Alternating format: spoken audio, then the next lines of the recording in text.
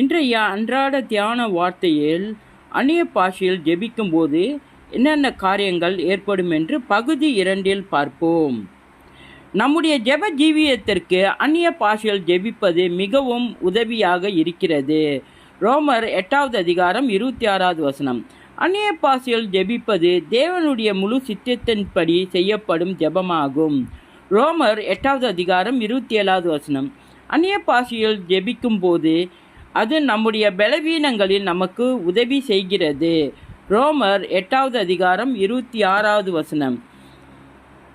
இந்த பலவீனம் என்ற சொல்லானது கிறிஸ்து தாமே நம்முடைய பலவீனங்களை ஏற்றுக்கொண்டு நம்முடைய நோய்களை சுமந்தார் என்ற வாக்கியத்திலிருந்து எடுக்கப்பட்டது. மத்தேயு 8வது அதிகாரம் 17வது வசனம். நாம் அந்நிய பாஷையில் நாம் ஜெபிக்கும் போது அது நம்முள்ளும் நம்மை சுற்றிலும் ஆவிக்குரிய வல்லமையான தடையை ஏற்படுத்தி நோய் அணுகாதபடி செய்கிறது.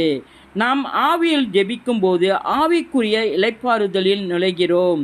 எபிரேயர் 4வது அதிகாரம் 8வது வசனத்திலிருந்து 10வது வசனம் வரை, 1 கொரிந்தியர் 14வது அதிகாரம் 21வது வசனம், ஏசாயா 28வது அதிகாரம் 11வது வசனத்திலிருந்து 12வது வசனம் வரை.